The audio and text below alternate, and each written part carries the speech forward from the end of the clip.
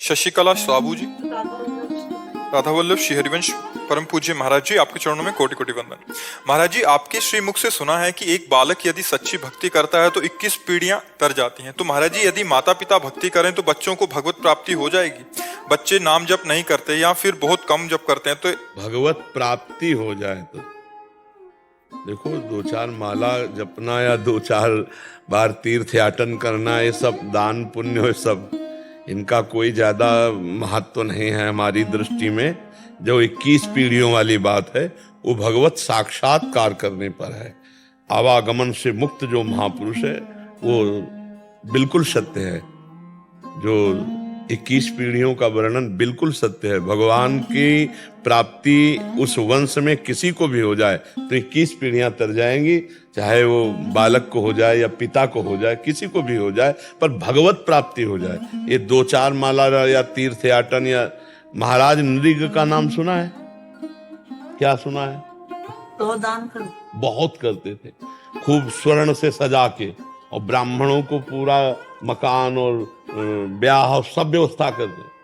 और एक गाय जो दान नहीं लेता था, ऐसे ब्राह्मण की गाय किसी तरह उनके गौशाला में पहुंच गई और वो किसी ब्राह्मण को दान कर दी। और वो दान लेकर जब जा रहे थे तो जो ब्राह्मण की गाय थी जिसकी गौशाला में चली गई, उसने कहा ये गाय तो मेरी है। तो उसने कहा ये गाय तो अभी महाराज नृग ने दी है। तो दोनों महाराज नृग के पास आए।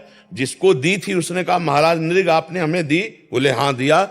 तो बोले जिसकी गाय थी उसने कहा मेरी गाय है। तो उनका मुझे इसका पता नहीं, क्योंकि बड़ी गौशाला है, आपकी छूट के गाय आ गई होगी। तो हमने जिसको दान की है इसको ले जाने दो, 1000 गौएं ले लो। उनका हमने कभी दान लिया नहीं, हम तो अपनी गाय लेंगे। और वो ब्राह्मण हठी जिसने दान लिया था, उसने कहा हम लेंगे तो यही गाय लेंगे, नहीं तो हम नहीं लो। उनका 1000 गाय तुम ले लो, छोड़ दो ये गाय। नहीं छोड़ा। बस इतने अपराध का फल हुआ कि वो गिरगिट बने जाके, द्वारिका के कुएं में गिरगिट बने जाके। हमें लगता है कि दान पुण्य जितने सब हैं, भगवान को समर्पित करके भजन न किया जाए अगर, तो इनमें इतनी सामर्थ्य नहीं है कि हमारा काम बन जाए।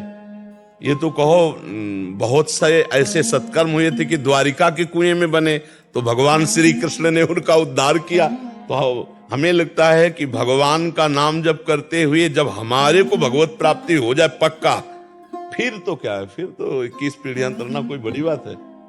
अरे वैसे भी देखो, सरकारी आदमी के परिवार को सुविधा देती है हमारी भारत सरकार के लिए देती, तो वो तो अखिल सरकार है। ये सुविधा है, एक भगवत प्राप्त हो जाए तो 21 पीढ़ियां भगवत प्राप्त हो जाएंगी, कल्याण उनका हो जाएगा। ये तो पक्का है। तो करो डट के भजन इतना कि भगवान का साक्षात्कार हो जाए।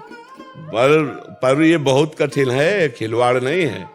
सब भोगों का विस्मरण करके जब निरंतर भगवत स्मृति में देखो, आप लोग सब बैठे हो, कितनी देर भगवान में टिकते हो?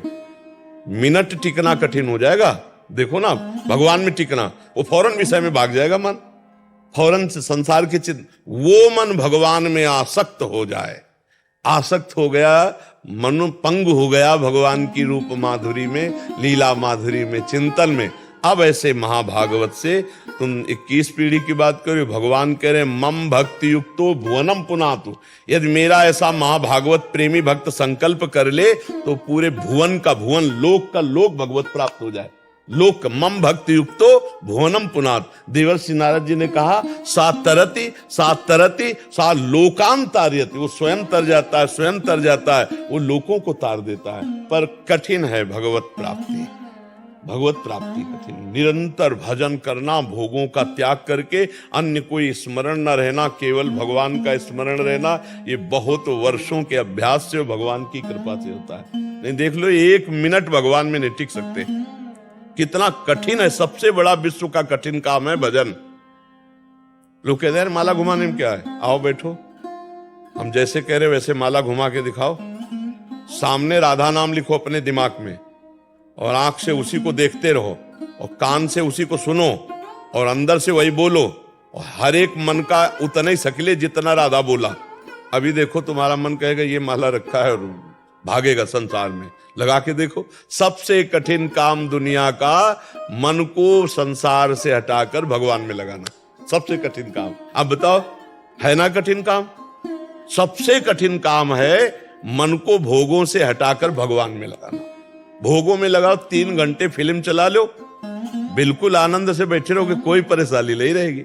और 3 घंटे कमरा बंद करके माला लो, देख लो कितनी बार आपको खड़ा कर देगा, कितनी बार खिड़की से झकवाएगा, कितनी बार क्या क्या सोचवाएगा, आप देखो ना। तो ये मन को भगवान में लगाना सबसे, और भगवत प्राप्ति तो फिर गुरु कृपा, इष्ट कृपा, निरंतर भजन, इससे हो जाता है।